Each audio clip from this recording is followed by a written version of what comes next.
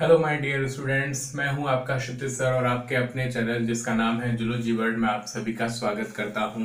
तो स्टूडेंट, जैसा कि हम लोगों ने क्रैश कोर्स स्टार्ट किया है और उससे रिलेटेड कुछ वीडियोस मैं ऑलरेडी अपलोड कर चुका हूं। जैसे कि हमने एक एनिमल किंगडम पर पूरा वीडियो जो है वो अपलोड किया है, 3 चैप्टर्स जिसमें 3 लेक्चर्स हमने उसमें जो है अपलोड किए हैं। प्लस हमने कल एक शॉर्ट जो है वो 15 मिनट का जो इम्यूनिटी से रिलेटेड टॉपिक भी अपलोड किया था। आज हम देख रहे हैं कि एक और इम्पॉर्टेंट टॉपिक जो कि NEET exam point of view से बहुत इंपॉर्टेंट है और काफी बच्चों को इसको समझने में भी प्रॉब्लम रहती है। वो कौन सा है स्टूडेंट? रास, जिसको हम बोल सकते हैं RAAS या फिर rennin angiotensin aldosterone system. Rennin angiotensin aldosterone system जो कि किडनी मैकेनिज्म पर बहुत ही इंपॉर्टेंट है और ब्लड प्रेशर से रिलेटेड ये हमारा पूरा टॉपिक है कि ब्लड प्रेशर को कैसे रेगुलेट किया जाता है। तो आइए स्टूडेंट, हम ज्यादा टाइम वेस्ट नहीं करते हैं और बहुत ही कम समय में आपको सारी इंपॉर्टेंट चीजें बताऊंगा इससे रिलेटेड। अगर आपने ये वीडियो देख ली एंड तक तो आप ये मान करके चलिए कि आपका जो है रेनिन एंजियोटेंसिन एल्डोस्टेरोन सिस्टम कभी भी आप इसको नहीं भूलेंगे। चलिए स्टूडेंट, स्टार्ट करते हैं। तो पहली बात तो स्टूडेंट, की जो सिस्टम है वो मेनली किस लिए जरूरी है या फिर इसका मेन जो टारगेट क्या है? इसका मेन टारगेट है स्टूडेंट्स बीपी को बढ़ाना। मतलब ये सिस्टम, इस सिस्टम के एक्टिवेट होने के रिजल्ट, इसका रिजल्ट क्या होगा स्टूडेंट? तो इसका रिजल्ट जो है वो रहेगा स्टूडेंट के जो पर्सन है उसका बीपी, ब्लड प्रेशर इंक्रीज हो जाएगा। तो हमारे रेनिन एंजियोटेंसिन एल्डोस्टेरोन सिस्टम का टारगेट क्या है? To increase the BP of a person. अच्छा, दूसरी बात कि ये सिस्टम कब एक्टिवेट होता है? एक्टिवेट होता है ड्यू टू डिक्रीज्ड बीपी। तो ब्लड प्रेशर के डिक्रीज होने पर ये एक्टिव किया जाता है।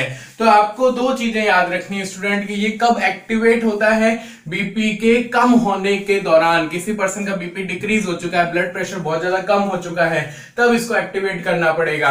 प्लस इसका फाइनल रिजल्ट क्या है? बीपी को बढ़ा देना। तो ये दो चीजें आप याद रखेंगे तो आपको अच्छे से ये चीज समझ में आ जाएगी। अच्छा, अब होता क्या है स्टूडेंट, मान लीजिए कि किसी भी पर्सन का जो ब्लड प्रेशर है वो डिक्रीज हो जाता है। मान लीजिए किसी पर्सन का ब्लड प्रेशर डिक्रीज हो जाता है तो उससे होगा क्या?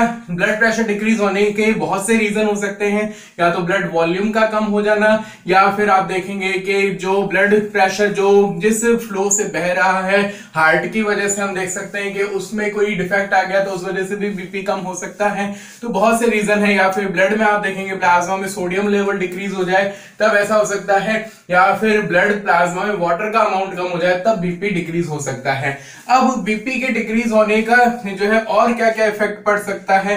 किडनी पर क्या इफेक्ट होगा? क्योंकि रेनिन एंजियोटेंसिन एल्डोस्टेरोन सिस्टम जो है स्टूडेंट वो डायरेक्ट किडनी से रेगुलेट होता है।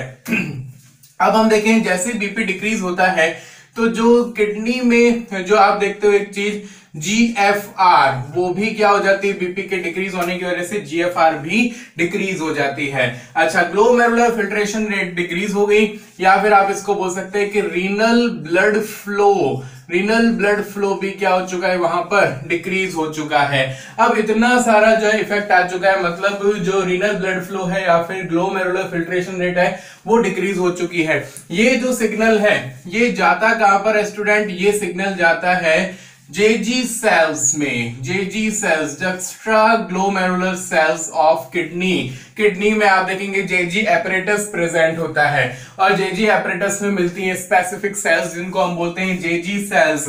और ये जेजी सेल्स का ही सारा का सारा जो है यहाँ पर खेल है। तो किडनी की कौन सी ऐसी सेल्स हैं जो कि बीपी के कम होने पर एक्टिवेट होती हैं? वो होती है स्टूडेंट जेजी सेल्स। अब जेजी सेल्स एक्टिवेट होती हैं और जेजी सेल्स के थ्रू एक हार्मोन रिलीज किया जाता है स्टूडेंट, और उस हार्मोन को हम नाम देते हैं रेनिन। तो यहां पर बीपी के डिक्रीज होने पर कौन सा हार्मोन रिलीज होता है किडनी के थ्रू? रेनिन। यहां पर एक डायरेक्ट क्वेश्चन बनता है, तो ये ध्यान रखिए स्टूडेंट कि किडनी में GFR कम होने पर या फिर ब्लड फ्लो कम होने पर या ओवरऑल हम कहें कि ब्लड प्रेशर के डिक्रीज होने से किडनी के थ्रू कौन सा हार्मोन रिलीज करवाया जाता है? तो वो करवाया जाता है रेनिन। अच्छा, रेनिन एक होता है सिंगल एन वाला जो कि आपको यहां पर दिखाई दे रहा है, एक स्टूडेंट होता है रेनिन जो कि डबल एन वाला होता है, इससे आपको कंफ्यूज नहीं होना है। ये जो डबल एन वाला रेनिन होता है ये एक एंजाइम होता है जो कि इन्फेंट के स्टमक से रिलीज किया जाता है और वो मिल्क प्रोटीन के डाइजेशन के लिए जरूरी होता है। परंतु यहां पर आपको याद रखना है कि सिंगल एन वाला है जो कि हार्मोन होता है, किडनी की जेजी सेल से बीपी के कम होने पर रिलीज होता है। अच्छा, उसके बाद हम देखें ये रेनिन करेगा क्या। तो इस रेनिन का एक काम होता है स्टूडेंट, इसको ब्लड में सिक्रीट कर दिया जाता है, रिलीज कर दिया जाता है और ब्लड में जो है लीवर के थ्रू एक और चीज जो है रिलीज की जाती है। लीवर एक प्रोटीन मॉलिक्यूल बनाता है जिसको हम नाम देते हैं, ये मान लीजिए ये लीवर है, तो लीवर के थ्रू एक प्रोटीन बनता है जिसको हम बोलते हैं एंजियोटेंसिनोजन। एंजियोटेंसिनोजन। तो लीवर कौन सी चीज सिक्रीट करता है स्टूडेंट, एंजियोटेंसिनोजन। और एंजियोटेंसिनोजन पर काम कौन करता है आगे आकर के, ये रेनिन जो हार्मोन है वो इस पर एक्ट करेगा और इस एंजियोटेंसिनोजन को किसमें बदल देता है ये स्टूडेंट, ये बदल देता है एंजियोटेंसिन फर्स्ट में। तो यहां पर एंजियोटेंसिन फर्स्ट में ये कन्वर्ट कर देता है। तो अभी तक क्या हमने देखा कि जैसे बीपी डिक्रीज हुआ, जेजी सेल्स जो हैं किडनी की वो एक्टिवेट होती हैं, वो रेनिन रिलीज करती हैं। अब ये रेनिन जो ब्लड में लीवर के थ्रू एंजियोटेंसिनोजन आता है उसको एंजियोटेंसिन फर्स्ट में कन्वर्ट कर देता है। अब रेनिन का काम यहाँ पर खत्म हो चुका है। ये एंजियोटेंसिन फर्स्ट जो होता है एक और एंजाइम के थ्रू कन्वर्ट होता है एंजियोटेंसिन सेकंड में। और वो एंजाइम कहां से रिलीज किया जाता है स्टूडेंट, वो लंग्स से रिलीज किया जाता है और उसको हम एक नाम देते हैं एंजियोटेंसिन कन्वर्टिंग एंजाइम, ACE। तो ये और इंपॉर्टेंट चीज आपको पता चल रही है कि लंग्स के थ्रू एक एंजाइम आता है जिसको हम बोलते हैं एंजियोटेंसिन कन्वर्टिंग एंजाइम। और ये करेगा क्या, एंजियोटेंसिन फर्स्ट को ये कन्वर्ट कर देता है स्टूडेंट्स एंजियोटेंसिन सेकंड में। तो यहां पर एंजियोटेंसिन सेकंड का फॉर्मेशन हो जाता है with the help of angiotensin converting enzyme and it is release from the lungs. अब जो सारा का सारा खेल है स्टूडेंट वो एंजियोटेंसिन सेकंड का होता है। ये एंजियोटेंसिन सेकंड कुछ फंक्शंस करता है, जैसे कि हम देखें कि ये खुद एक पोटेंट जो है वैसोकॉन्स्ट्रिक्टर होता है। तो ये हम लिख सकते हैं it is a potent vasoconstrictor. और वैसोकॉन्स्ट्रिक्टर का मतलब क्या होता है स्टूडेंट, मतलब कि जो ब्लड वेसल्स को कॉन्स्ट्रिक्ट करे, उसमें कॉन्ट्रैक्शन करे, जिसके रिजल्ट से क्या होता है स्टूडेंट, बीपी इंक्रीज हो जाता है। तो एक तो एंजियोटेंसिन सेकंड खुद क्या करेगा, ये पोटेंट वैसोकॉन्स्ट्रिक्टर है जो कि बीपी को इंक्रीज कर देता है। अच्छा, दूसरा ये क्या करता है, ये एड्रिनल कॉर्टेक्स में जाता है। तो एड्रिनल कॉर्टेक्स, और एड्रिनल कॉर्टेक्स से एक हार्मोन रिलीज करवाता है स्टूडेंट जिसको हम बोलते हैं एल्डोस्टेरोन। तो देखिए एक और तीसरा जो हार्मोन यहाँ पर लिखा हुआ है, renin, then angiotensin, then aldosterone. तो यहाँ पर एल्डोस्टेरोन का रोल आता है और ये एल्डोस्टेरोन एड्रिनल कॉर्टेक्स से रिलीज किया जाएगा। और एड्रिनल कॉर्टेक्स से जब ये रिलीज होता है तो इसका काम आपको पता हो तो स्टूडेंट, ये किडनी में जो है नेफ्रॉन में जाकर के सोडियम और वाटर का रीएब्जॉर्प्शन करवाता है।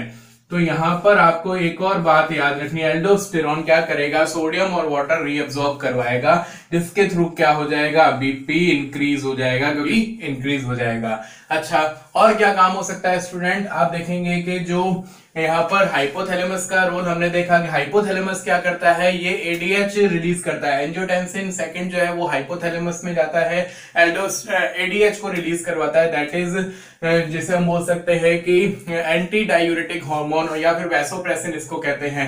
Anti diuretic hormone water reabsorption करवाता है जिससे ब्लड वॉल्यूम इंक्रीज होता है, जिससे बीपी एंड रिजल्ट क्या होगा, बीपी इंक्रीज हो जाएगा। इसी टाइप से जो है ये हमारे ब्रेन के थर्स्ट सेंटर को एक्टिवेट करता है, मींस जो प्यास का केंद्र होता है हमारे ब्रेन में उसको एक्टिवेट करता है, जिससे हमें ज्यादा से ज्यादा प्यास लगती है, हम ज्यादा पानी पीते हैं और पानी पीने के रिजल्ट से भी क्या होता है कि ब्लड वॉल्यूम इंक्रीज होता है और अल्टीमेटली ब्लड प्रेशर इंक्रीज हो जाता है। तो ये स्टूडेंट मैंने आपको रेनिन, एंजियोटेंसिन, एल्डोस्टेरोन सिस्टम को समझाया, जिसमें आपको की पॉइंट्स क्या क्या याद रखने हैं कि ये कब एक्टिवेट होता है, जब हमारा बीपी कम हो जाता है। ये इसके रिजल्ट से क्या होगा स्टूडेंट, बीपी इंक्रीज हो जाएगा।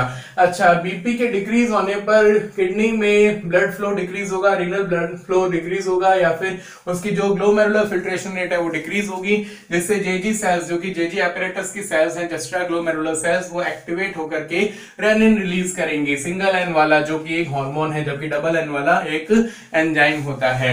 अब ये रेनिन जो है ब्लड में ऑलरेडी प्रेजेंट एंजियोटेंसिनोजन जो कि लीवर से सिक्रीट होता है, उस एंजियोटेंसिनोजन को कन्वर्ट करता है एंजियोटेंसिन फर्स्ट में, और अब इन एंजियोटेंसिन फर्स्ट जो है वो सेकंड में कन्वर्ट होता है with the help of angiotensin converting enzyme, जो कि लंग से रिलीज किया जाता है। अब ये एंजियोटेंसिन सेकंड के ही सारे काम याद रखने हैं कि जैसे कि इंपॉर्टेंट वैसोकॉन्स्ट्रिक्टर होता है जिससे बीपी इंक्रीज करता है, ये एड्रिनल कॉर्टेक्स से एल्डोस्टेरॉन रिलीज करवाता है जिससे सोडियम और वाटर रीअब्जॉर्प्शन बढ़ता है और बीपी इंक्रीज होता है, ये हाइपोथैलेमस में से एडीएच रिलीज करवाता है जिससे वाटर रीअब्जॉर्प्शन बढ़ता है और ब्लड वॉल्यूम बढ़ने से बीपी इंक्रीज होता है। यह हमारे थर्स्ट सेंटर को एक्टिवेट करता है जिससे भी प्यास ज्यादा लगती है और वाटर ज्यादा पीने की वजह से, कंज्यूम करने की वजह से बीपी इंक्रीज हो जाता है। तो ये बहुत ही एक इजी वे में मैंने आपको जो पूरी मैकेनिज्म है वो समझाने का प्रयास किया है। नीट पॉइंट ऑफ व्यू से काफी इंपॉर्टेंट टॉपिक है। इसी प्रकार से मैं नेक्स्ट वीडियोस के साथ में आपसे इसी प्रकार से मिलता रहूंगा और जो भी इंपॉर्टेंट टॉपिक्स हैं, चाहे वो 11th क्लास के हो चाहे वो 12th क्लास के हो, वो हम रेगुलर बेसिस पर डिस्कस करते रहेंगे। तो मेरे साथ बने रहिए, मेरे चैनल को सब्सक्राइब करें, मेरी वीडियोस को लाइक और शेयर करना ना भूलें। Thank you very much.